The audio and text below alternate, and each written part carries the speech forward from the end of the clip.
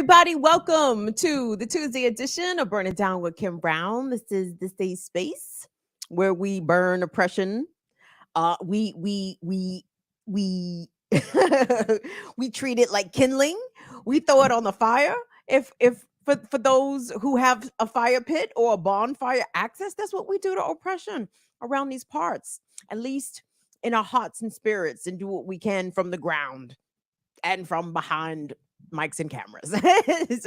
We do what we can. Hey y'all, welcome to the show. I certainly appreciate you guys giving us a little latitude, running a little bit late. Will and I still trying to work out some technical kinks, and I'd like to thank everybody that has been helping us with our channel fundraiser, our mini fundraiser to get Will a new computer. The computer has been ordered. I will say that we are about $250 short of being able to pay for the whole thing. And I know you guys are like, Kim, you just said you ordered a computer. I know that, but it left us a little small. We got small fries now. We had medium to large fries, and then we ordered a computer. Now we down to small fries. So if y'all can help us get back to medium fries. Can we get back to medium fry status?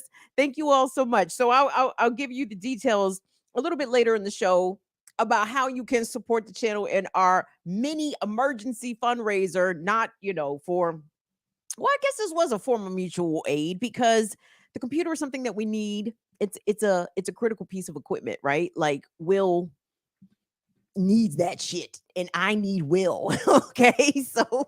So yes, I think it qualifies as mutual aid, though not of the critical kind. Yes, not of the life or death kind, but for us to keep doing what we do here on the interwebs kind. So what's up to everyone that's checking in live on the YouTube chat? What's up to everyone watching on the Twitter chat? Make yourselves a known, Twitter viewers. Announce yourselves out here so we can big you up and shout you out. Big up to Twitch. We shout out to Rosalba and Northern Witch and maybe one other person who's watching us on Twitch at BIDWKB over there on Twitch, at Burn It Down KB on Twitter. And of course, the home is home, the U of the tubes. Here we are. Well, I think, big up Patrick S. watching us on Facebook, our lone Facebook viewer. Thank you so much, Patrick S.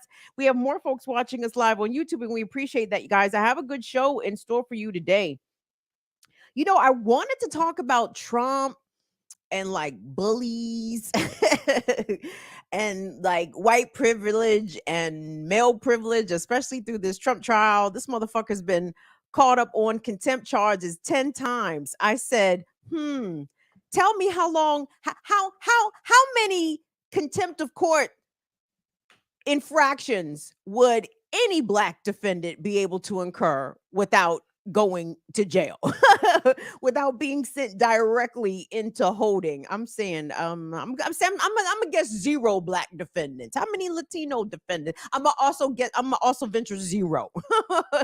Trump is flexing that white male rich elite oligarch privilege all in everybody's face. Even his supporters should be mad that this nigga's not in jail yet. But at the same time, I think Trump wants to get put in jail because that mugshot was quite the fundraising catalyst, was it not? Trump said, I need another one of them. I need mugshot 2.0. Judge, I'm gonna stay over here talking shit, violating the gag order. Do something about it, judge. And that judge is trying his best not to put Trump's wealthy white male ass in jail. It's amazing. I love to see America. I love to see America in its real form. Like, I'm like, oh, right. This is America. What you talking about? There is a historian that so here's the thing. So I am beginning to be more of a TikTok content consumer, because at first I was averse to TikTok because I'm like, how come every time I open up this fucking app it's yelling at me? it's always loud and there's like young people dancing. I'm like, I'm not interested in any of that. But once I was able to curate my follow streams, I suppose. So I'm definitely following Palestine. I'm definitely following I'm following a lot of things. I'm following, police stories. I'm following child free, hi, I'm 46 and I'm child free, like that vein. And then on the other side, there's the parenting, like people who are parents and like who regret being parents. Like there's a whole all these subgenres of TikTok are indeed fascinating. God damn it. And of course, I'm a stoner, so I forgot where in the fuck I was going with that story. So anyway, moving right along. Let me get into the chat here real quick so I can say what's up to my folks so we can get rolling on this show. Oh. But what am I talking about today? Well, I'm gonna lead off the show talking about I'm gonna touch on this Drake and Kendrick thing, and I'm gonna touch on it I'm gonna touch it, pause. I'm gonna touch on it.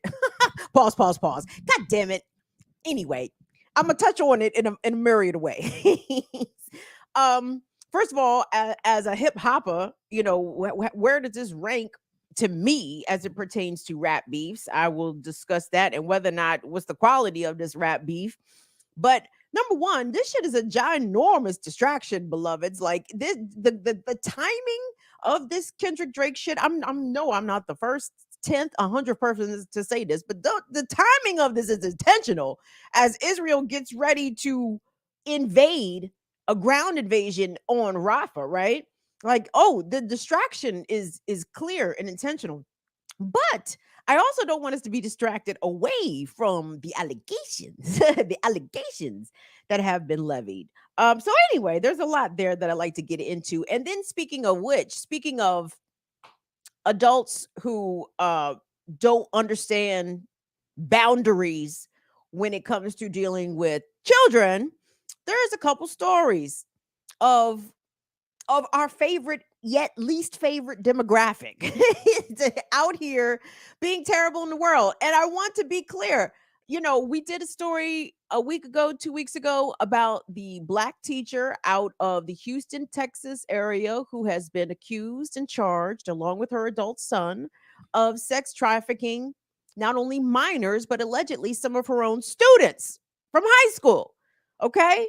And I want it to be clear, it's not just the Diddies of the world or the Drakes, alleged Drakes of the world, people that mean children and vulnerable people at large, but specifically people who mean children harm, come in all forms, okay? And the story that came out of Seattle this week over the past several days pertaining to this retired Navy doctor whom was caught up in a child sex sting enacted by the Seattle Police Department. And spoiler alert, they shot and killed him. I said, oh my God, how did the police accidentally shoot the right person this time? How did that happen? So we'll get into that. Then a more insidious and troubling story out of Wisconsin, where, and again, I'm gonna have to ask the people from the Caucasus Mountains to please kindly collect your folks, because there seems to be a pattern going back some time of young white woman teachers abusing young boys. Boys, they out here abusing the boys, okay? And I want us to look at this story out of Wisconsin where this 24-year-old teacher, trigger warning about child sex abuse, is accused of having sexual contact, though not intercourse, but she had sexual contact with an 11-year-old. What the fuck is wrong with these bitches? Like, fifth. Jesus, we're gonna get into it. So y'all stand by for this as we throw things at the TV. So I want to thank everybody. Thank you all so much. Do me a favor. If you've never been in here before, please give the video a like, a thumbs up. We'd like to try to get to at least 100 likes. At least 100 likes on the video. That would be splendiferous. We would really appreciate that. And if you are watching for the first time, or if you are not yet a subscriber, I implore you to subscribe, because gang, we are only, let's say, less than 15, because that number can absolutely fluctuate. As I am speaking, that number can totally go more up and definitely more down. So let's just say less than 15 subscribers away from 5,000 subscribers, and the crowd goes wild. So if we make it to 5K this week, which hopefully we expect to do, for the members, for the channel members here, and for our most dedicated and treasured patrons, we're going to have a Zoom party, patrons only, members only party. I'm thinking Thursday, and I'm thinking Thursday like around 5 p.m. Eastern. So that way, our friends in the UK, we do have some friends. we got a couple friends in the UK, and I miss them because we did used to do the show at 5 o'clock. Now we do it at 7. And that's a little too late for our London friends, our UK friends. So I would love to have this Zoom party 5 p.m. Eastern. So folks in different area codes, or yeah, is it area codes? No, it's absolutely time zones. Folks in different time zones can hang out and come kick it and celebrate this channel milestone. Because this is a big deal for us, you guys. We have gotten it out the mud, out this motherfucker. Okay, like we get this 5K. This is 5K the hard way out this bitch. So we will celebrate, children and my children and babies. We will absolutely rejoice. I encourage everybody to twist up, smoke up, all the things. It's a celebration, bitches. You know what I'm saying? So be looking for that in the community section of the channel for the members, or the members only community section, and on Patreon for the patrons. Thursday, 5 p.m., guys and gals and non-binaries, please be there. What's up, lovely lady? Thank you so much for coming through. Shout out to John Kemper. Shout out to John Coyster. John Coyster was one of our early supporters. I see him occasionally in the chat. Well, not in the chat really, but in the comments sometimes. So John Coyster, I wanted to say what's up. You had crossed my mind recently. Lady Alex, thank you so much for being here. We appreciate it. Damien, Stone Aloner, of course, I'm thinking about you and Heloise and, of course, Ursula Baptiste, because I would love to see you guys at the Zoom party. Peace to Latif. Thank you so much, Latif. Mod and Strong. What's up to Court? What's up to my son, Tyler? What's up to Dawn Bird Afraid Not? What's going on? Oh, there go my niece Alicia. Big up to everybody in the Midwest, in the South, Texas, Oklahoma, Nebraska, Kansas. I've seen the love and solidarity and all the things, you guys. I'm trying to tell you, when I lived in Missouri and in Oklahoma, this time of year is the scare. East Coasters, y'all, we don't Mid-Atlantic, Northeast, y'all niggas, us niggas, we don't have a fucking clue. That shit in the Midwest is real. Okay, all that tornado, spring storm shit is for real. And when them shits hit at night, it is the realest shit ever, because guess what? You can't see a fucking tornado in the dark, nigga. That shit is so scary. When they start, when I was living in St. Louis, y'all, around this time again, springtime is so scary. March, April, May, June, shit, and them goddamn tornado sirens start going off. I'm like, is this a drill? is this for real? Do I need to get under something? It's so terrifying. So I sympathize, empathize, show love and support and solidarity, because that shit ain't no joke. I'm telling you, all y'all punk asses in the Mid-Atlantic, me, myself included, all y'all punk asses in the Mid-Atlantic and the Northeast, y'all ain't got no goddamn clue how real them tornadoes can be. The Southeast people in the Southeast, absolutely, they know how real it can be. Mississippi, Tennessee, Kentucky, Alabama, Georgia, Florida, they get them tornadoes down there too. All you Maryland, VA, DC, Pennsylvania ass niggas, all you Jersey ass niggas, New York ass niggas, you have no clue. You don't have no clue what it's like in Missouri shouting. Shit is real. Too real. too real. Anyway, hold on. I'm sorry. I'm still saying what's up. I'm sitting here taking my time saying what's up. Anyway, but no, I was thinking about you guys. So anyway, any of our people that we have out there, we thinking about you. Vesper X, you know what them fucking tornadoes is like down in Georgia, baby. Again, the shit is not normal. What's going on? Here we go. Young Black Economists. Uh-oh, Young Black Economists. I hope you are a viewer of Black Power Media and my esteemed comrade, the Reverend Dr. Jared Ball, who has done extensive research and scholarship on the Black economy. So anyway, shout out to Young Black Economists. Thank you so much for checking in. What's up, 40J Blaze? Thank you so much for making the time. Infinite Content. Shout out to Learn Life Abby. Thank you, guys. Big up to Anna Hart.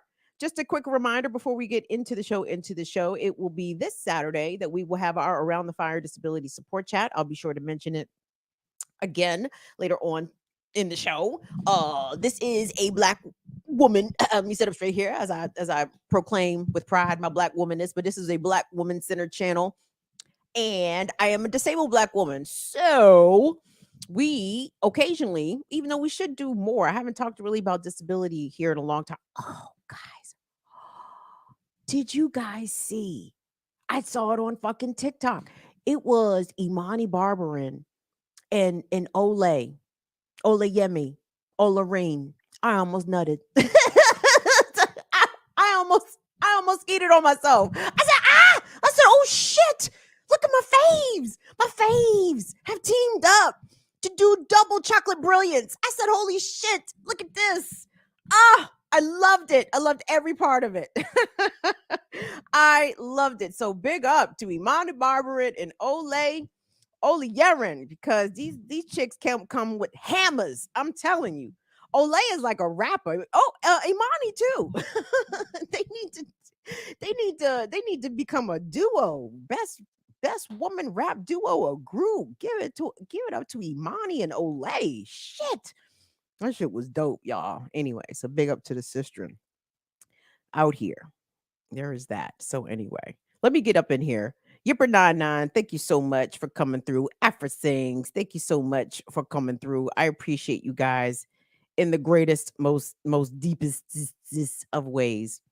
So gang, do me a favor. Go ahead and hit like, subscribe, comment, chat, share. Burn it down with Kim Brown. Let me get into this story. I gotta throw my little 2 cents in on the pile pertaining to this whole Drake and Kendrick Lamar saga. Now, guys, y'all know I am a hip hopper of yore. Actual hip hopper. I'm talking about hip hopper meaning for the culture. Not just a rap music fan / aficionado, but a hip hopper for the culture. And I told y'all my deepest annoyance at how these two terms get conflated and misconflated and misrepresented out here. Hip hop is the culture, rap is the genre. And as far as this rap beef goes, in my opinion, I would have to rate it as a little bit slightly on the prolific side, but prolific for different reasons. So I'm not going to go too deep into rap history or whatever, but we talk about beefs. What's beef, right? When you need 2 gats to go to sleep. Oh, speaking of 2 gats to go to sleep, well, run this for me real quick. Run that first clip. Because I'm sure you guys have heard this already, but there was a shooting at Drake's house overnight at his mansion outside of Toronto in Ontario, Canada. So this was the story from, I believe this is CP24 out of the Great North, up north. Let's take a listen. On CB24 Breakfast, this from the Bridle Path area, where a police investigation is underway at Drake's home. Chopper 24 is above the scene this morning. It shows the street shut down just outside of 21 Park Lane Circle. That property belongs to the rapper. Crime scene tape can not only be seen outside, but also in the front courtyard driveway of Drake's home. It's not clear at this point what the nature of the investigation is. It's also unclear if this is connected to an overnight shooting that police have told us about in the area where shots rang out. This is in the Bayview and Lawrence Avenue area, which is in the sort of general area of Drake's home. So this was just after 2 o'clock this morning. In this case, one person taken to hospital with serious injuries. Investigators say the suspects left the area in a vehicle. Once again, no official word from police if there is a connection. Hill is making her way now to this scene. Again, Drake's home, police investigating. We'll have much more throughout the morning here on CP24. So that was this morning outside of Toronto, and it has been discovered that yes, indeed, the shooting was outside of the security gate of Drake's home. Someone was shot. It was a security guard who sustained serious injuries, and I believe is still hospitalized right now. So this was, in effect, a drive-by shooting at Drake's house. And I wanted to frame what we're seeing between Drake and Kendrick. I kind of wanted to start it there and expand it out because rap beefs did not always start out with violence, right? When Mo D was battling LL Cool J, like them niggas wasn't, shooting at each other. It's like them niggas was busting a move and busting a rhyme and taking subtle shots. I'm bigger and greater weight. Forgot about Defa or something like that. I can't remember. I ain't no joke from Cool Mo D dissing LL. LL has survived a lot of rap beefs, by the way, and LL's kind of a good example here because he's had a lot of people take shots at him, but no one's actually literally taking shots at him, right? And then from the battling part of rhyming, you know what I'm saying, when it was rappers like literally just trying to figure out who was the better rapper. Of course, when we think of the great diss tracks of all time, The Bridge is Over is probably one of my all-time favorite diss tracks. And sometimes diss tracks can be awesome and corny at the same time. The Bridge is Over is an outstanding one until, KRS dips hard in the misogyny. Roxanne Shante is only good for steady fucking. That was not called for. That was unnecessary. You could have referenced her in a different way, but that's my own personal grievance. But anyway, as it pertains to this, I've heard a lot of comparisons about Big and Pac and Jay and Nas, right? Big and Pac did not have an opportunity to drop 6 and 7 records back and forth at each other, right? And Jay-Z and Nas, I guess after Super Ugly, because everybody knows Jay-Z lost that one. I suppose he won perhaps in the grand scheme of things, but when it came strictly to record for record battling, beefing with Nas, Ether was it, right? And he came back with Super Ugly, and it's like, nigga, that shit was weak. So anyway, and again, no shots ever fired between Jay-Z and Nas, right? And they are still very much around today with the ability to make records. Now, the interesting thing about this Kendrick and Drake beef, number one, I'm shocked that gunfire erupted out there in Toronto. Now, not to say that they don't bust in Toronto. They do, but not like here, right? It's not uncommon or unheard of, but it's certainly not as prevalent. They do not shoot in Canada as much as they shoot in the US, right? So I am quite surprised to hear that Drake's house got shot at in a way. So apparently on what's the name of the record, y'all? Is it called Not One of Us? Not Like Us? The diss where the art for the song from Kendrick Lamar going against Drake allegedly shows, well, I guess ain't no allegedly. it shows like the Google Earth photo of Drake's home, the home that was shot at right there, with kind of like the sex offender dots all in it, because in Kendrick's diss, which is prolific, but again, I have my issues with it. He talks about Drake himself grooming young girls or having a preference for young girls, and alleging that Drake's crew, or rather his team at OVO, is also allegedly some sex offenders, right? So hold on. My issue with Kendrick's diss, I don't like that he addressed children, okay? I don't like that he directly addressed a known child, and I don't like that he made allusions about a secret child that Drake says, nigga, psych, I ain't got no secret child. You fell for that shit. And it's like, nigga, that was not the most damning part of the diss. that was not the most damning part of the diss. That's not the shit that you should be saying. Nigga, got you. That ain't it. I don't like that. Do not address kids. I don't know how old Drake's son Adonis is, but I know he's not 18 years old, and I know you shouldn't be talking no fucking kids. And that's the problem with some of these younger generations. Y'all niggas don't have no goddamn coof.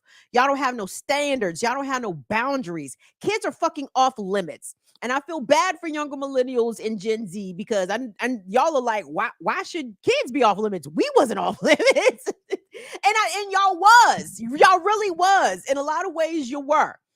Because the way that children, literal children, get attacked now or called out now, and it's like, you're talking to a second grader, right? Like the shit that Blue Ivy gets, for example. You know what I'm saying? It's one thing to be like, oh, well, we don't stand in class solidarity with Blue Ivy. That's fine. She's still 11.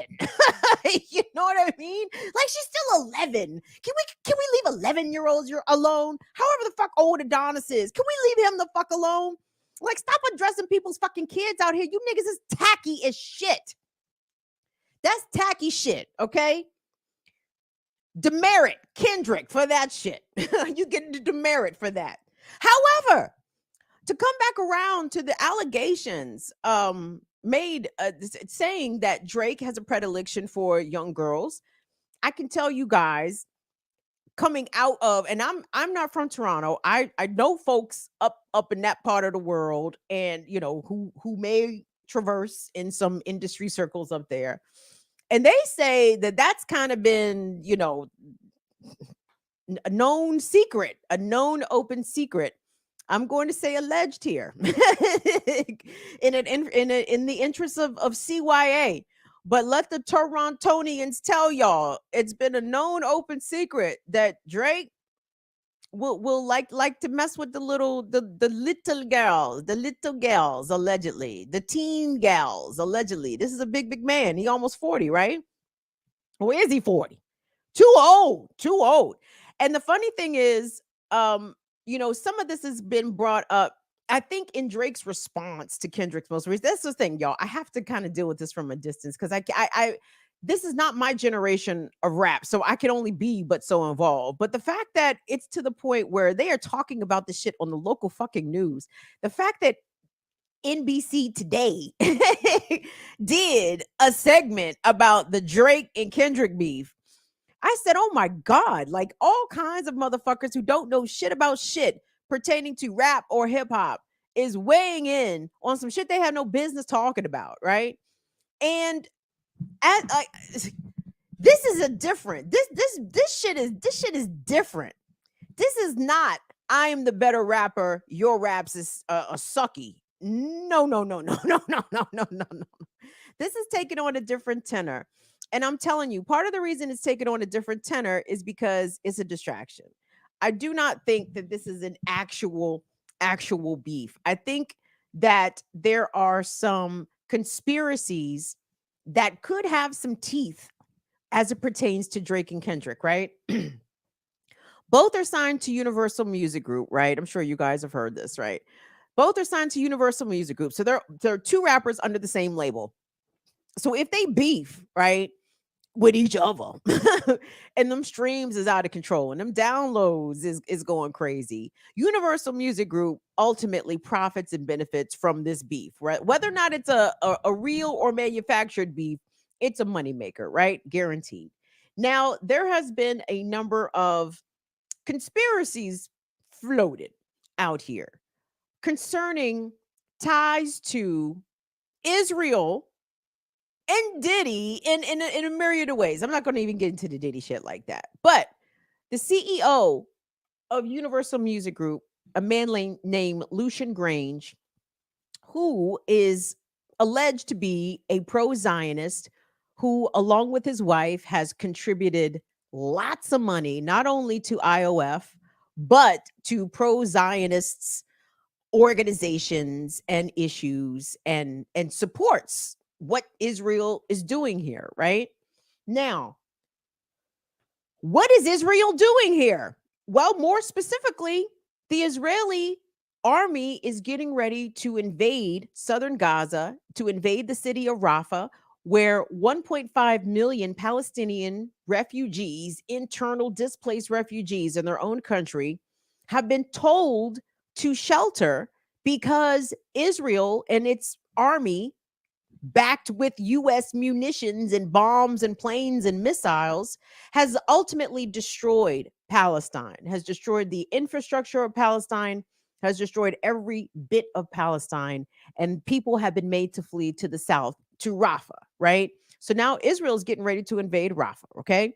Now, we have seen this previously with the Israeli army or Israeli forces conducting heinous missions while the rest of the world is distracted, namely the West, namely the US. There was a massacre in Palestine of Gazans, rather in Gaza of Palestinians on the Super Bowl, right? The flower massacre happened when Americans were distracted watching other things. So, because the pro-Palestinian movement, number one, has been gaining so much support and been doing an amazing job of educating young folks, college age folks, not all of them college students, but college age folks are getting this information and seeing these protests spread and grow, and also seeing the repression, the violent crackdown by police on protesters who are being peaceful. And I love how the media goes like, and when the protest turned violent. Well, the protest didn't turn violent until the fucking cops showed up, man. So the protests were completely peaceful until the police arrived and the police turned violent. I wish we would say things. I wish the media would do the proper job here of reporting things accurately, but of course not. They are here to uphold a certain narrative. So I want us to actually get a glimpse of what's going on right now in Rafah, just to give you an idea of the conditions, because there's a video going around of a Palestinian woman who is in Rafah. Her family is trying to get her out, get her to cross over at the crossing in Egypt, which I believe Israel has now closed. So people in Rafah, the Palestinians, the 1.5 million Palestinians in Rafah can't leave. There's no escape for them right now. And while Americans are over here literally debating and talking about on the mainstream news, Drake versus Kendrick, an Israeli siege is about to happen that could literally mean thousands more Palestinian lives could be lost as a part of this ground invasion. So I want to just check out this young woman on TikTok who has been doing an outstanding job of reporting what's been going on from well, she's not in Palestine, but she is Palestinian and has been dispatching and relaying the actual real-time events that's been going on with folks on the ground. And she's going to tell us a story about a woman, a Palestinian woman who is pregnant and whose family is trying to get her out of there so she can safely deliver her babies, which we all know it is not safe for her to do so right now in Gaza. There are no hospitals, there are no functioning hospitals. And the Israelis absolutely care not about murdering a pregnant woman. They have murdered children, they have murdered elderly people, they have murdered disabled people, they have murdered all kinds of folks across Palestinian society. So this woman, because she is pregnant, she is absolutely not safer in her condition. In fact, she's more vulnerable. So actually, let's take a look at this TikTok. Let's take a look.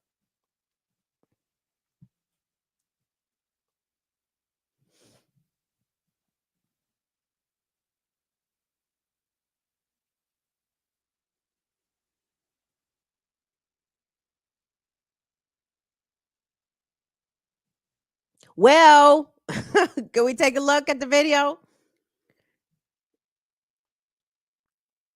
Directly to anybody in Rafah that is being told to leave by the Israeli government who works for the UN or any that is being told to leave by the Israeli government who works for the UN or any international organizations, because she is saying once you leave, they will completely wipe out Rafah. She said not only is this what happened in the north, but they took over the north and she can't even go back up there, and she is begging them to please stay. I have already started seeing videos of them leaving, and I can't imagine how scary that must feel, not only for them to leave because they know what's to come, but also for the Palestinians saying goodbye, because They know what their fate could be. And what's worse is that while the crossing was open for them to evacuate, it is officially closed for Palestinians. This is Amir. He's Palestinian from Gaza. He was able to evacuate, I think, a few weeks ago, and this is what he posted about his sister. My older sister, Ala, I had not written about her before and about her health condition. My sister was married for 7 years and was unable to have children. She had implantation operations to reproduce, but the operations were of no use. She used to go out to Egypt to do these operations. She had the last operation shortly before the war, and we were surprised a week after the war began that she was pregnant, and she is now. She is in her 8th month and pregnant with 3 children, and her health condition is unstable. We paid a sum for her to leave there, and she was supposed to leave this week. Now the crossing is closed.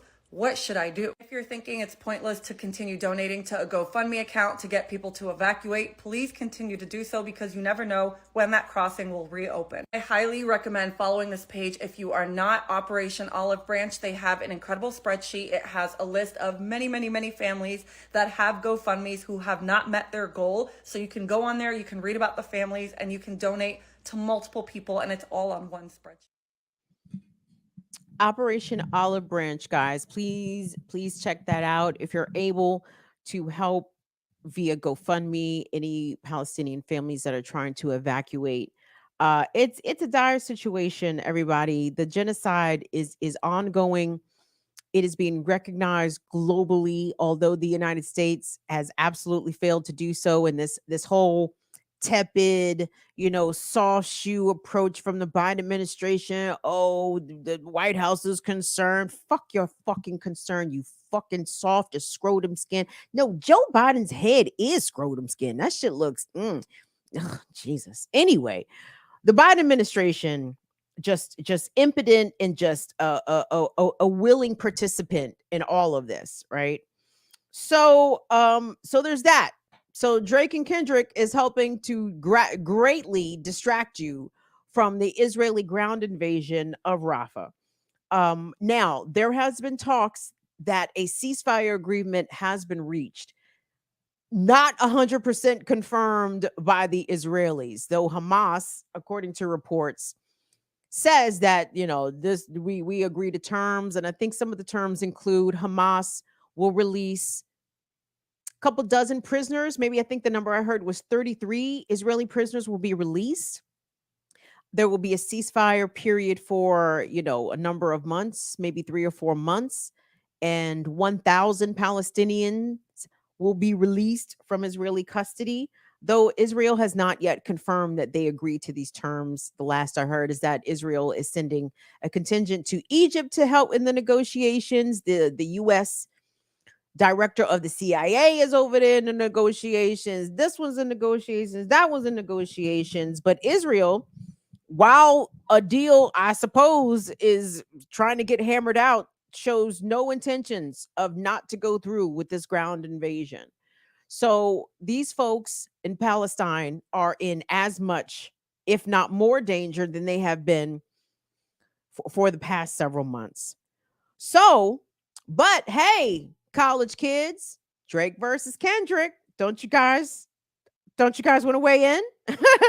as I have weighed in, but the point is, I mean, we can recognize things for what they are. We understand when the op, and when I say op, I mean an operation. When an operation via operatives is being ran on us, we can peep game when we see it, right, kids?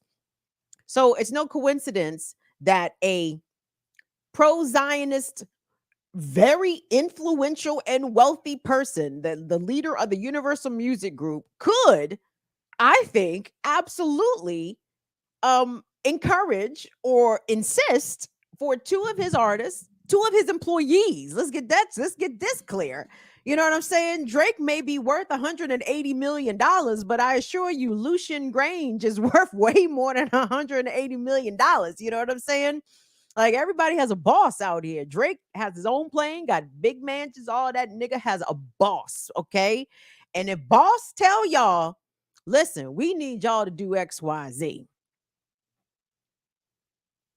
People who want to maintain their position and maintain their status and maintain where they are will do what they are told, right? And I've seen some other stuff online, like perhaps it should not be lost on us, um, that it as part of this beef, the issue about Drake's alleged liking of young girls has also come up, but also Drake alleged that Kendrick has put hands on his child's mother. It's a mess. So I guess what are our main takeaways here, guys? Well, kind of like I've said before, for reasons, rapists run together. Okay? Like I I believe that there is smoke there when it comes to some of these Drake allegations. Back in 2017, 2018, I will never forget. I think it was Access Hollywood. This was I was home. Of course I was home. Of course I was home on a Saturday night. But I remember it specifically being a Saturday night. And I was flipping through channels and Access Hollywood had come on. And I remember exactly who was on television. It was Natalie Morales. Natalie Morales of NBC, who has had her own tiny scandal. I think she was involved in all that Matt Lauer shit. Then they sent her quietly off to California, like, just go over there for a little bit. So anyway, that's besides the point. But the story was about Drake being friends with then 13-year-old Millie Bobbie Brown, who was the star of the hit Netflix series Stranger Things. And Millie Bobbie Brown was being interviewed on the red carpet. And of course, in all of her 13-year-old bubbliness, in all of her blissful naivete, she's like, oh, yeah, Drake and I are very good friends.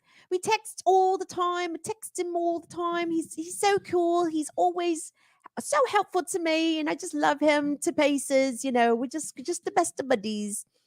And Natalie Morales came back, was like, wow, that's really awesome that Drake is just a mentor to this young girl. Just a fantastic thing.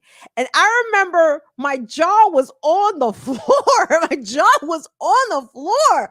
I said, how, Jesus? How is this being normalized? How in any way is a 30-something-year-old man, I think Drake at the time was 31. How is a 31-year-old man texting a 13-year-old girl and they friends? What adult is accepting this? You know what I'm saying? Either in Millie Bobbie Brown's personal life, Drake, why do you want to text the 13-year-old? And then this dumb bitch on Access Hollywood just she's so warmed by, Drake's gestures to this young girl. I'm like, y'all act like y'all don't know how this shit works, how it looks like, what grooming is. And this is the big 21st century here, kids. This ain't 1995 when nobody gave a fuck about us, Gen X. When nobody gave a fuck about what R. Kelly was doing with Leah. Everybody was like, I guess not. No. Allegedly, we know better now.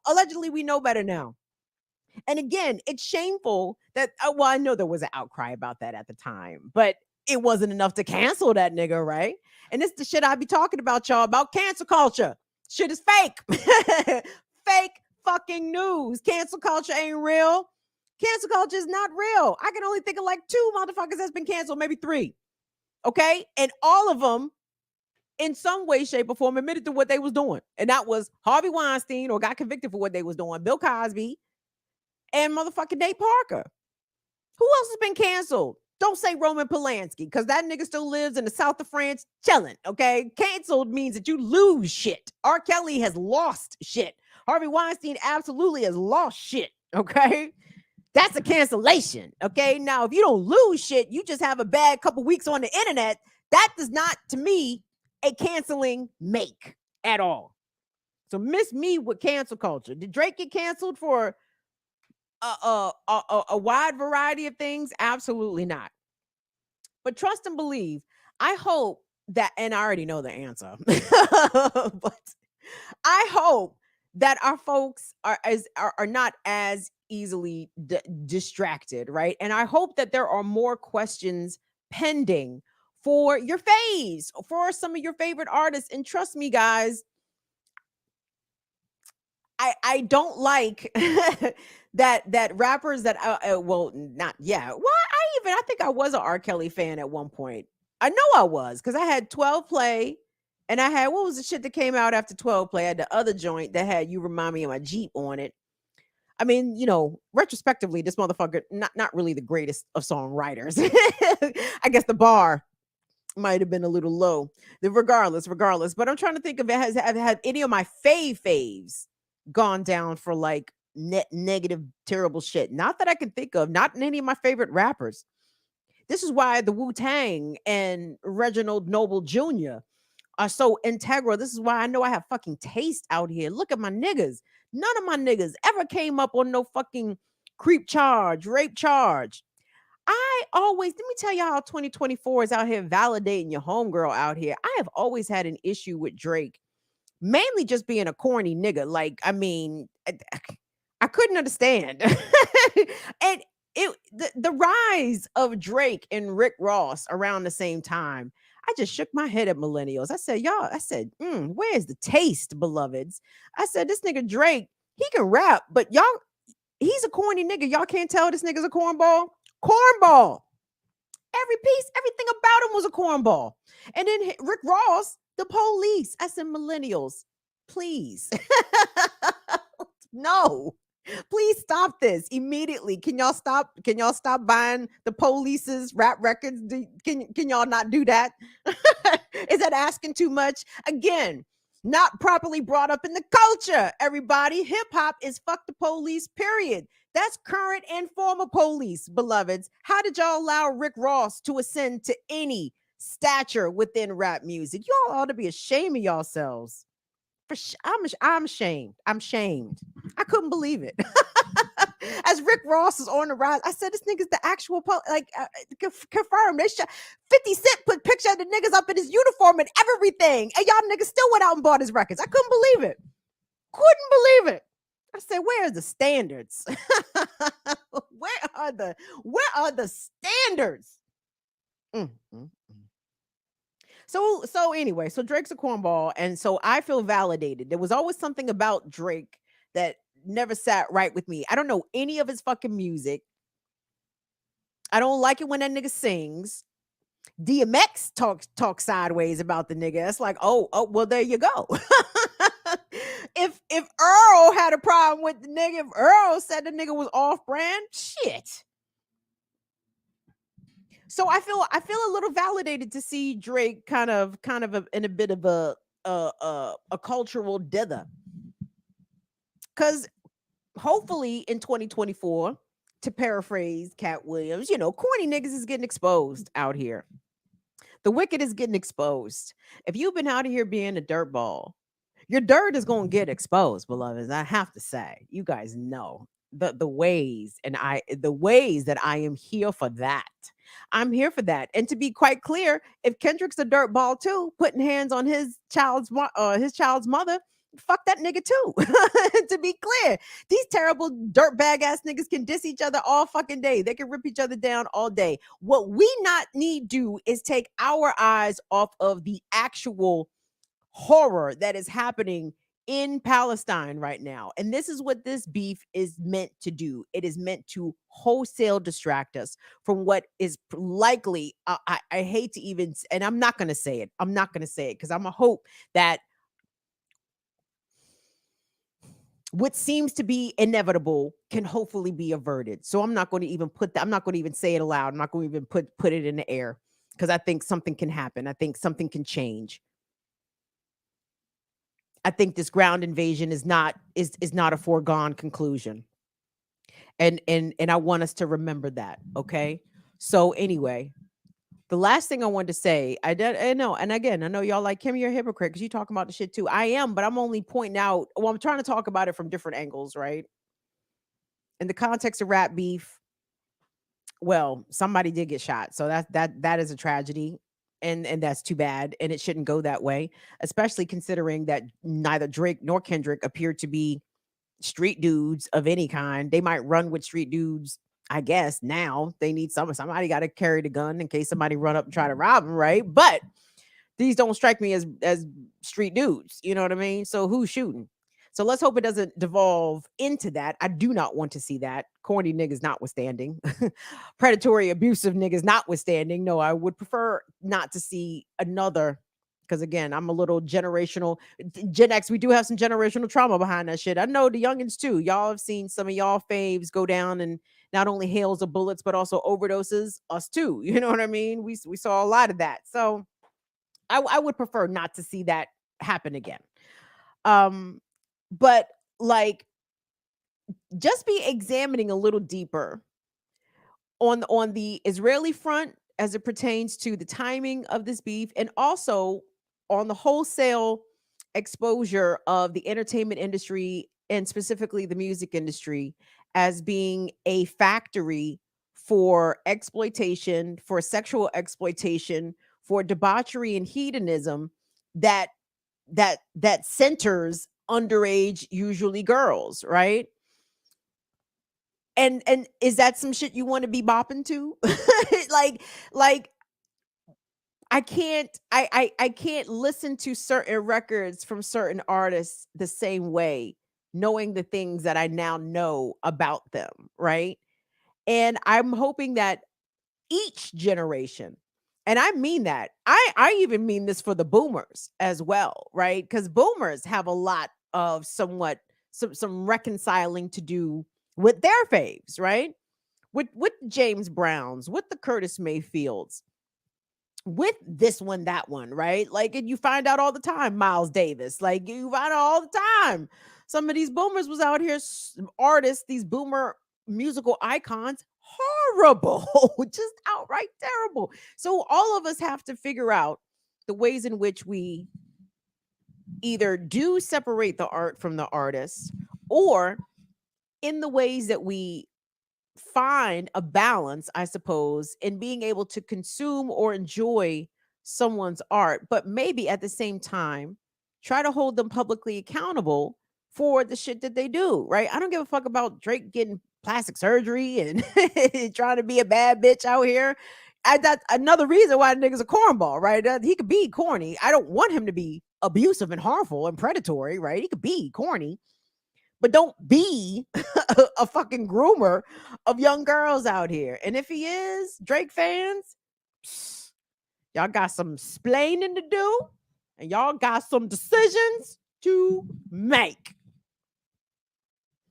Let me take a little pause here for the cause here. Take a little pause here for the cause here. Thank you guys for making some time. You guys are awesome and splendiferous. It's Burn It Down with Kim Brown. You can catch us here live on YouTube, mainly every Tuesday and Friday, 7 p.m. Eastern time. Shout out to Twitter. What's up, Twitch? At BIDWKB on Twitch, at Burn It Down KB on Twitter, Facebook, salute. Who else we got out here? That's it. That's plenty. That's more than enough.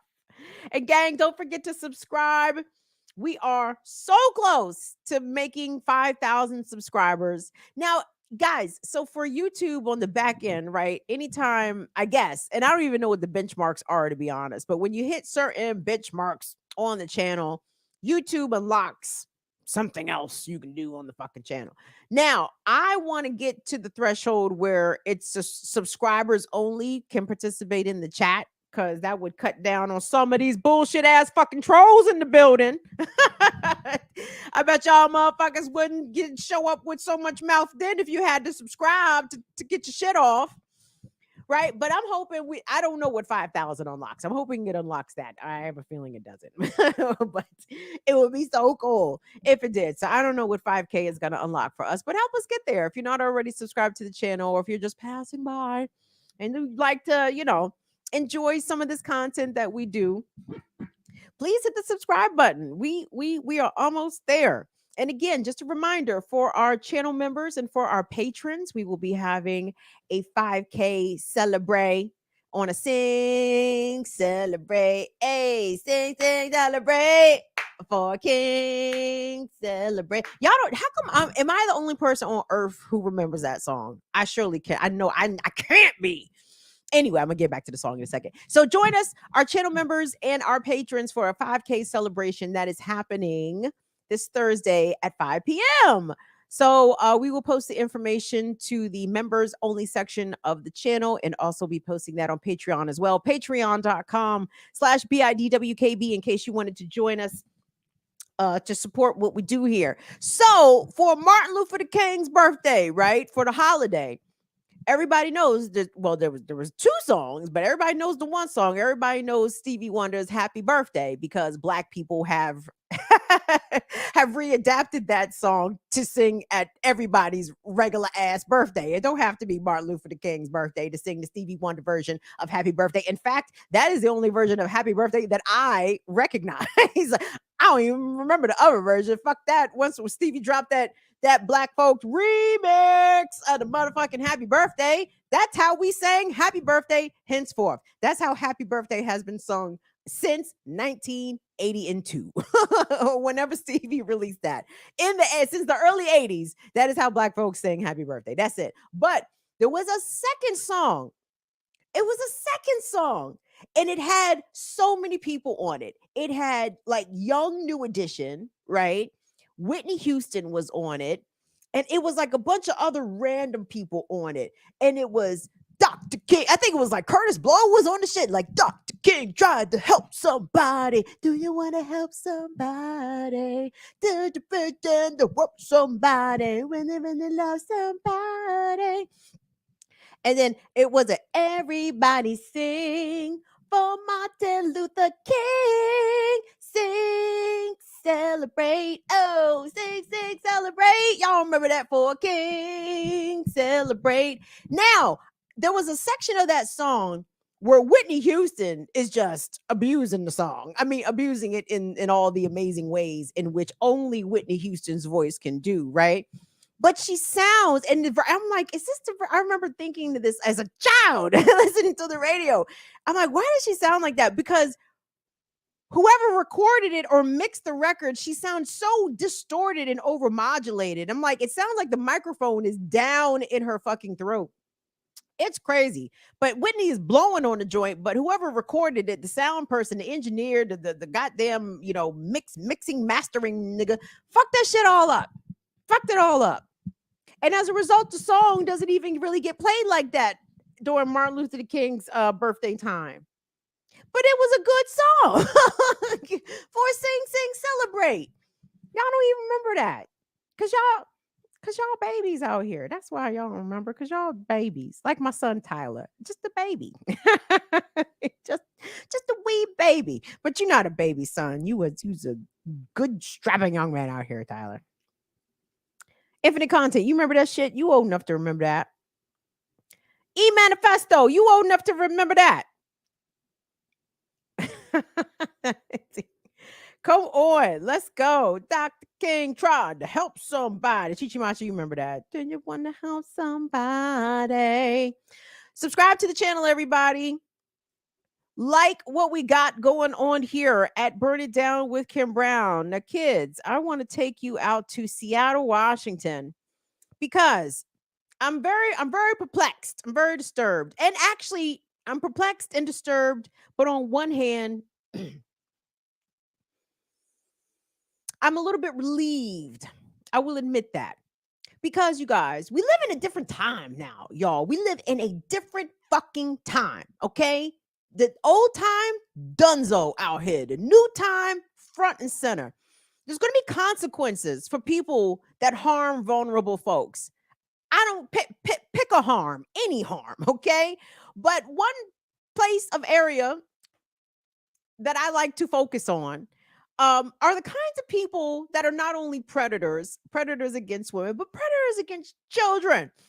Because America likes to pretend as though it's a safe, virtuous place and that the needs of children are always met and the protection of children is foremost in this country's priorities.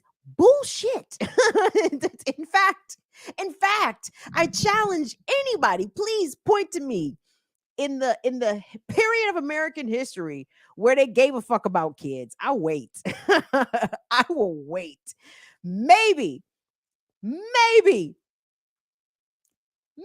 they started to give a fuck about kids the latter part of the 20th century But I just seen the Nickelodeon special Quiet on the Set. That was 2000. They wasn't giving a fuck about kids. So I submit that this country does not care at all about children whatsoever, okay? And that people who intentionally harm children usually are allowed to do so over a period of time and usually allowed to amass multiple victims, okay? And if they are ever caught up with by law enforcement, it is after they have done prolific amounts of abuse, okay? And sometimes who these people are and the walks of life in which they come from can shock folks, right? I'm certain the athletic world was shocked. Larry Nasser, renowned, famed doctor, trainer of Olympic athletes, prolific abuser of hundreds, right? Who was the fucker in Penn State? Sandusky, you know what I'm saying? Part of a storied college football program under Joe Paterno. This motherfucker was the biggest fucking pervert, the biggest abuser of children, right? So sometimes people be surprised at the walks of life. And I don't know why I harped on the athletics there for a second, but just to give you an idea, people who have a positive image in the public, who have a front facing image in the public, who themselves can be very professionally accomplished. Hey, no, of course, Dr. Nasser could never abuse. That must be fake. What do you mean, Coach Sandusky was abusing? There's no way. He's always been good with the kids. So I want us to go out to Seattle because amazingly, you guys, the cops was doing some police work. I was shocked. The Seattle police were engaging in child abuse or child sex assault stings, right?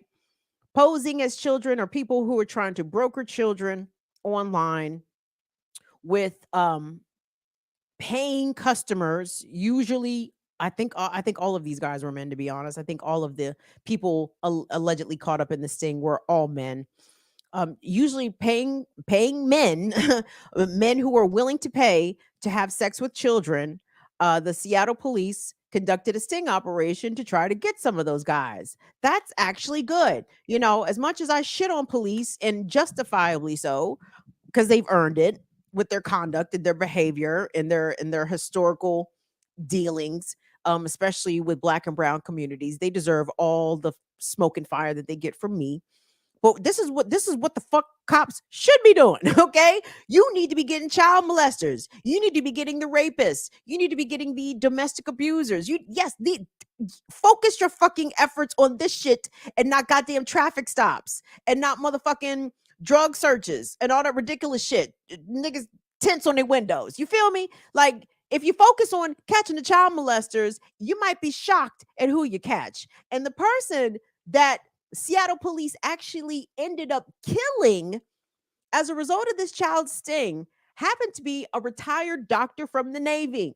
And guys, the reporter that we're about to see, whose package we're about to check out, when this reporter runs down this Navy doctor's resume, when he runs the resume down, okay, I want you guys to understand how so many of these abusers are allowed to hide in plain sight.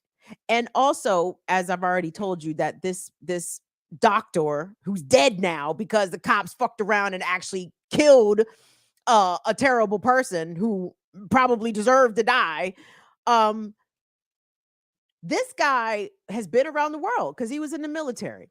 So as you're listening to what the Seattle police were accusing him of doing, I want you to also hear when they start running down his resume, all the places around the world that he went and what he was likely doing in his free time. Let's take a look at the package. Viewer discretion is advised. In August of 2009, official U.S. military video shows the change of command ceremony for Navy Captain Bruce C. Meneely, commander of the Joint Medical Group at Guantanamo Bay. I think this is one of the best joint commands I've ever had the honor of working with. Hey, Officer Thomas, Seattle. On April 17th, 2024, Seattle police greeted Manili inside this hotel in Tequila. Investigators say Manili came to the hotel to meet an 11-year-old and a 7-year-old girl, but it was a part of a Seattle children's sex crime sting operation. Video from Seattle police shows Manili immediately pull a gun from inside of his coat as soon as the door opens. I dug into Manili's military service and criminal history. According to a military report, on top of commanding the medical group at Guantanamo, Manili also was the commander of the NATO Role 3 multinational medical unit at an airfield in Afghanistan in 2012. In 2016, Manili was quoted in a New York Times report on Guantanamo Bay. A year after the New York Times story, Manili was arrested in a prostitution sting out of Kitsap County. Probable cause documents I obtained say Manili went to a hotel expecting to have unprotected sex with a prostitute for a little more than $100. But just like last week's incident, this was a law enforcement sting. Documents say while in custody, Manili admitted to investigators that he had gotten away with paying a prostitute for sex within the last year and contacted several others, but claimed he never actually met them. Documents say he also admitted to detectives he had been arrested previously in Texas for the same crime. During the interview with detectives, Manili blamed his sex life with his wife for the reason he was trying to pay for sex. Seattle police tell me they're investigating the deadly shooting from last week, but have no new information to release. A military official tells me they're working to get more details on Manili's role in the Navy. Internet sex crimes against children are becoming an insidious problem for the state of Washington. Investigators tell me some of the biggest reasons are due to COVID and new technologies. Seattle police report in 2023, there was a 76% increase in cases of child enticement. Reporting in Tequila, I'm AJ Janovel, Fox 13 News. That's a hell of a story, everybody. And as we're listening to some of the details about this Navy captain, Manili, Cuba, he was in Gitmo. There's prevalent sex work in Cuba. A lot of times, underage sex workers. People, children rather, who are forced into sex work. So if he thought that in Seattle, Washington, stateside, in the good old US of A, that he could very easily order an 11-year-old and a 7-year-old girl for sex at a hotel room, you can only imagine what the fuck he was doing in Cuba. You can only imagine what he was doing in Afghanistan, right? You can only imagine the scores of kids that must have been harmed in this guy's wake, because obvious that he had some sexual predilection, and then had the audacity to blame his wife, right? For his perversions. It's his wife's fault, right? You know, because misogyny is interesting that way. You know, that a person unable to accept blame or accept responsibility for their own actions, for their own disgusting behavior. Oh no, it's not my fault. It's her fault because she didn't XYZ. So that's why I had to go solicit for young girls. And again, guys, these are just the instances in which he was caught. We don't know how often he didn't get caught. And I've told y'all this. I've told you this. It seems as though I say this, every male on the planet, by and large, especially hetero male, it is given X amount of people to abuse. Does every hetero male take advantage of that? Absolutely not. They don't.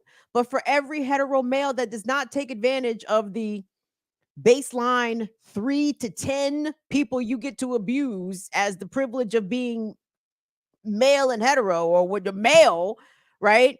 There's an asshole like Larry Nassar who's going to abuse 300. There's a motherfucker like Bill Cosby and Harvey Weinstein who are going to abuse dozens and dozens, right?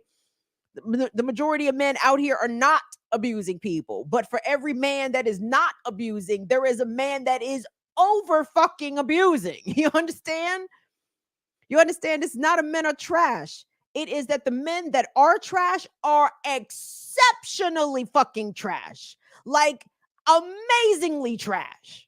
Okay? And we as a community, as a society, do not do a good job of collecting these motherfuckers.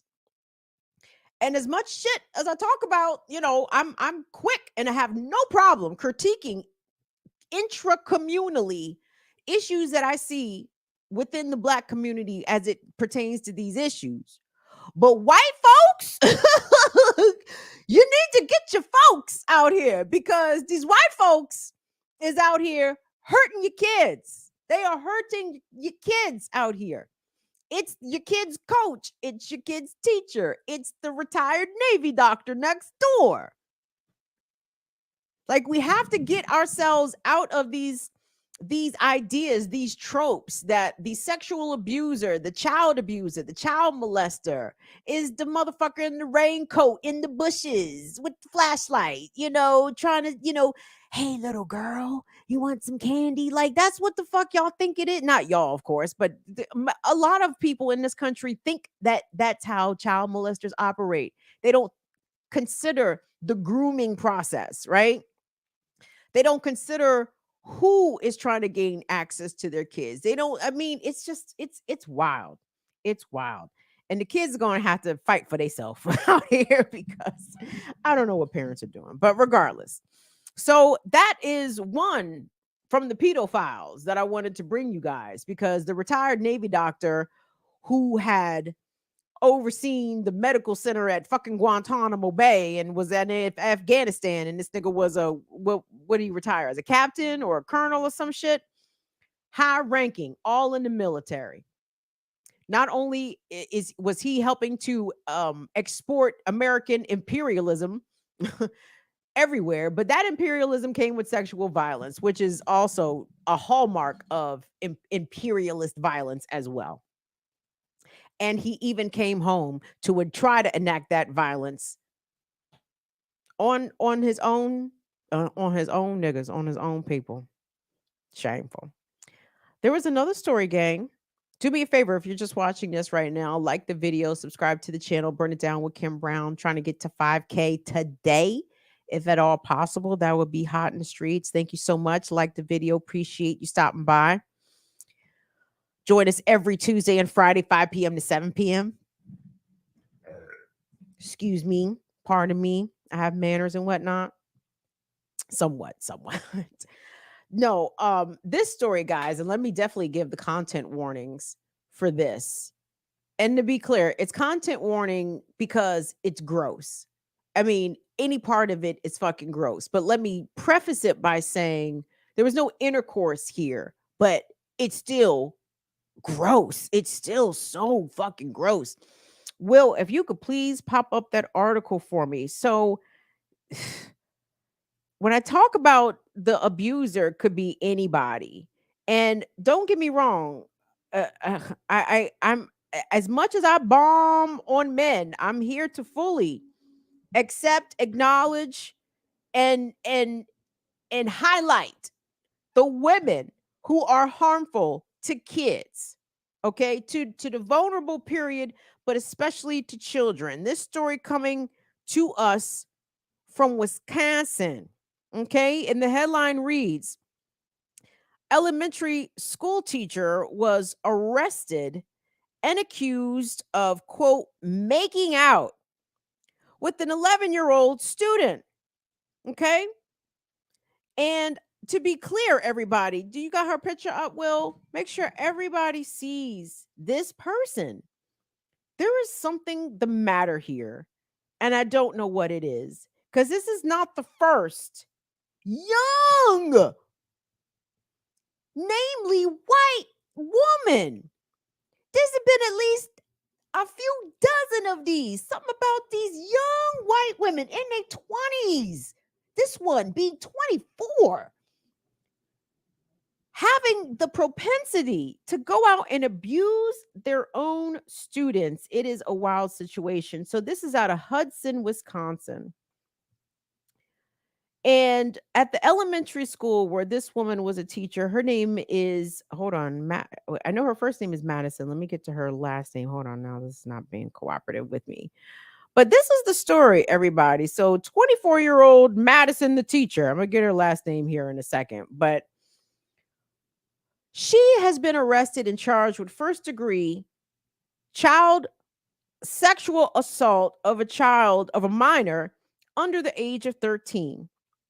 After it was revealed that she had allegedly been engaging in a relationship of sorts with a fifth grader at her elementary school who is 11 years old. The relationship was discovered by the 11-year-old's parents after the 11-year-old boy, and he's a boy, after this 11-year-old boy had his phone taken away his mom took his phone away and looked at his phone and realized that he had been in communications via text message with his 24-year-old teacher. Now, the teacher gained access to the boy, according to CBS News. Her name, hold on, let me get it. Here we go. Her name is Madison Bergman. Bergmann.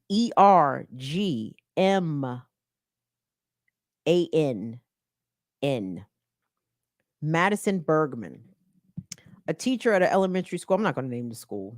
If you care to name what the school, to know what the name of the school is, you can look it up. But it's in Wisconsin, Hudson. Somehow she became acquainted with the boy via a ski trip, a school ski trip, or a ski trip that the boy and his parents were on. And somehow on this trip, the boy became separated from his parents and she was there. And she got access to the boy's phone number. And since then has been texting him since the winter break. They have been communicating via phone since winter break. Here we are in May. And the mother ended up taking the phone away from the child, discovering the correspondence. The father printed out the text messages in which they discuss their relationship and how much she enjoys when he touches her and how much she enjoys kissing him. So the father prints out these text messages, storms into the school, and confronts everybody as he absolutely should. And she was arrested, charged with first-degree child sex assault of a minor under the age of 13. She has been released on $25,000 bond, pending her next court appearance. 24-year-old Madison Bergman, I believe, in a different report, I read that she was slated to be married in just a few days. But as part of the correspondence of text messages that she had with the young man, she says to him, and I'm paraphrasing, that this relationship as it was, this can't continue because I need to be the adult here. You trifling fucking bitch. And let me tell you something, guys. She and this child, this 11-year-old, allegedly had encounters, again, of the physical touching kind, of the kissing kind. There aren't allegations of intercourse, but again, I can't understand. I can remember being 24, and there in no way in the world was an 11-year-old ever sexually attractive. Like, I'm confused. Like, I think I liked 11-year-olds when I was 11, right? You understand? Like I had a crush. Yeah, I had a crush on a fifth grader when I was in the fourth fucking grade. You dig? Bitch, you 24. Whole ass college graduate, whole ass teacher out here. In what ways is your brain broken that you look at an 11-year-old and you become sexually aroused? How is that? How do you not think yourself to be a whole pedophile or whole ass creep out here? But worse than a creep, you're an abuser. And let me be clear here, guys. I want us to just, contrary to unpopular fucking opinion, only spoken by real fucking dickheads who don't listen to me and who literally don't know me at all. I am not a misandrist. I do not hate men. I hate the shit that some men do.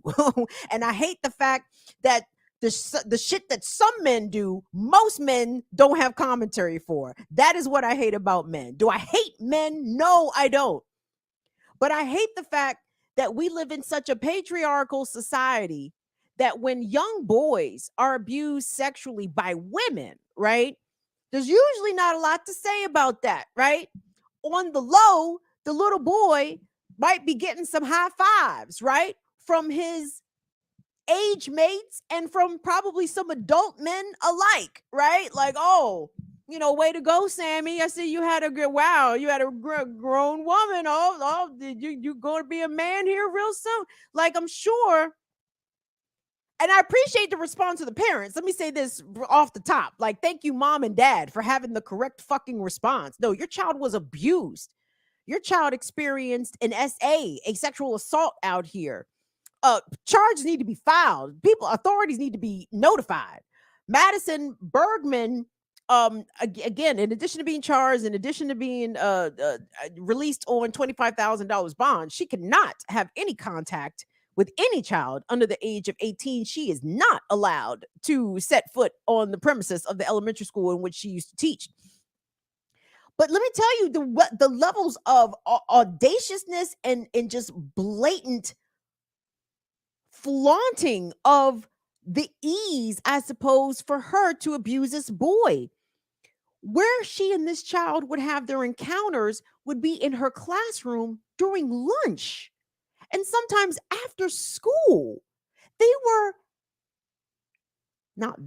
She was abusing him in the school, at school. So switch it up. Switch the genders for this abuse situation. Can you imagine a male teacher, 24 years old, RAPING, or even doing what this woman is accused of doing, touching, kissing, fondling, an 11-year-old in the school, guys, in the school. And white people, these is your children. Now, to be clear, I don't know for a fact that this young boy was white. Usually, though, as it pertains to abuse usually happens intracommunally. It happens within intraracially, right? People abuse what is familiar, usually. I don't know for a fact the race and ethnicity of this child. I'm guessing he was white. I don't know that for a fact. And thankfully, there's no way for me to ever confirm it, and I am perfectly cool with that. I never need to know the identity of this child. But what we do need to know is the identity of some of these fucking creeps and pedophiles. And no, they are not always men. Yes, they are youngish, otherwise conventionally attractive. Pop Madison back up there. I mean, she's not ugly. Well, not all the way. I mean, she's all right. I mean, I don't fucking know. I don't know. I cannot gauge this woman's level of attractiveness. But at the end of the day, as a teacher, you have undergone a certain level of education, not only of how to educate, how to go through the look at her. I mean, what do y'all think? I don't know. She could go get her a boyfriend. Like, you could get you a 25-year-old boyfriend. She not so hard pressed out here that she got to fucking do her dating in the 5th grade. She ain't got to size up her prospects from the 5th grade class. Bitch, you can go to the bar and hook up with another consenting adult like normal people under the fucking jail. Under the jail. But gang, what I want from us, we have to meet it with the same energy, guys, the same rage, the same fury that I have When I think about the likes of a R. Kelly and all the shit that he did, like I think about R. Kelly, I get furious. I look at this woman, I am furious. How fucking dare you violate that boy in that way? And we have to look at it that way. It is a violation. It is not this 11-year-old boy getting to hook up with Mrs. Robinson, or getting a taste of an older woman, so he could become a man sooner. No, that is abuse. That is child abuse. And you know what it kind of reminded me of? Y'all remember when Lil Wayne, the rapper, I think this was years ago, maybe 10 plus years ago, Lil Wayne, the rapper, described to us that, was it Baby? Who was the other nigga with Baby? It was with the Cash Money, where the original, the Cash Money was Baby, and what was the other nigga's name who owned the label? Anyway, but allegedly, when Wayne was young, 12, 13, 14,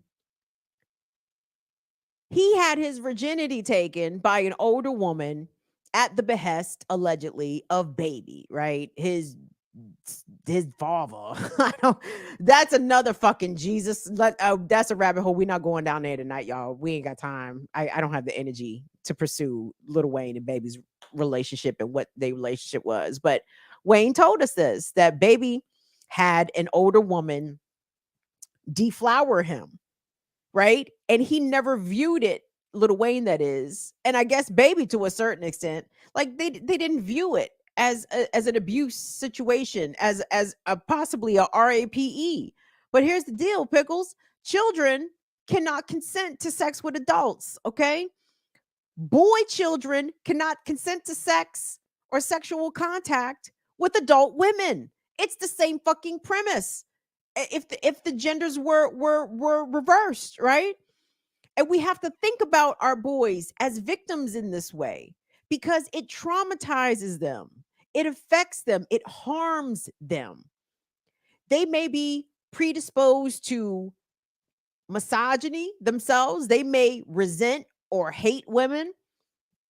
They may themselves become promiscuous, and we need to, if we're going to finger wag young women for promiscuity, can we please also, not reward and high five our boys for also being promiscuous if it's the same level of moral harm to the girl? Then can we please treat promiscuity the same way with our boys? Like, which can lead to irresponsible behaviors, which can lead to, risky sexual behaviors, or multiple children that they may or may not be prepared to deal, to take care. I mean, there's a long ways, but let's not act like these boys, literal boys, just become these studs, right? All of a sudden, this literal boy, is a man because this woman RAPED him. It's not healthy. It's not good. It needs to be continued to call out. And more importantly, it needs to be met with the same energy of rage, of fury, of disgust. This lady needs to be under the fucking jail. If I had a son, if I had a fifth grader, and I found out a 24-year-old was trying to do anything with my son, I'm waiting for her after school, baby. I'm waiting for her at her car. Oh, hi, Miss Bergman. Yes. So my son showed me his phone and the messages that you've been sending him. And I just wanted to tell you that's the last fucking time you talk to my kid. And do you understand? And if she goes, she don't understand, well, she gonna understand Jack Johnson and Tom O'Leary. Okay, she's gonna understand the all, I'm gonna give her all her civil rights and some civil lefts. Like, she gonna get it everything. Can't be fucking with people's kids out here, you fucking trifling ass bitch. And she's a teacher, everybody. So keep in mind that your children, kids in America, okay? Children everywhere. But we here in the US, kids is on the menu, okay? From people that are supposed to be entrusted with their care, entrusted with their safety, people that their parents leave with them every single fucking day. And we have to address it and hold people accountable. But I think it also goes beyond holding people criminally accountable. I would really try to like to get to the root of pedophilia. You know, they say that sexual abusers, even men, specifically men who rape, period, adults or children, like there's no rehabilitating that. Like they don't you can't get rid of that. Like that's in them, right? But this girl, I don't know. I don't even know what you do for pedophiles. I say you beat them in the short term to at least, and you beat the pedophiles until you feel better, right? Like we put hands and feet on pedophiles until we feel better, and then we figure out what to do with them long term. But in the short term, oh, hands and feet, kids, hands and feet on the pedos. So guys, I'm gonna call that a show for tonight. You know, Anita's gonna get her kicks tonight. He'll come on hot and tired. Poor dear. Don't matter if he's tired as long as he's here. I have to confess, West Side Story, the original, I was a fan. Am a fan. Tonight won't be like any night. Tonight, what, guys? There will be no mornings, and we're gonna rock it tonight. We're gonna set it up right. Oh my God, with the most horrific black face, brown face. Why did they dress the white folks up in the brown face like that? Anyway, guys, do me a favor. Join us tomorrow on the Remix Morning Show on Black Power Media. It's Women's Wednesdays. I overslept this morning, but I intend to properly set my alarm clock so I can join the ladies plus Kamal on Women's Wednesdays. Go back and watch this morning's Remix Morning Show if you didn't already. Subscribe to Black Power Media as well. Please go over to Status Quo News because Jordan Cheriton has been doing some outstanding coverage. The channel has been doing outstanding coverage of the latest incidents at Columbia University. You heard they canceled their commencement. Sound like a smart move to me. y'all weren't gonna be able to get through no names, no speeches. Yeah, okay. Y'all saw the writing on the wall. That sound like a smart move. You cancel that shit because won't nobody gonna get a diploma that day on time at all. But yeah, Status Quo News is doing the Thug Thizzle out there, so please go check them out for that. And there was something else I was trying to tell y'all. Oh yes, so we're still like I said, we're still a couple hundred short on Will's computer. Like I said, I ordered a computer, but what I say, we went from medium fries to small fries, so we had small fries. So any support, and let me thank everyone that has already extended super chat support. I want to thank your patrons, thank everyone that has ran us cash apps already. I'm really talking to the people that ain't already ran us something. So if you have the ability or the inclination at all to support a small Black woman-led independent channel, please do so. Our cash app platforms are $BIDWKB at Venmo at BIDWKB, PayPal.me/BIDWKB, or you can become a patron or a channel member. Patreon.com/BIDWKB, and that is how you get the cool kids invite to the 5K Zoom party happening on Thursday at 5 p.m. So be looking for your notifications pertaining to that.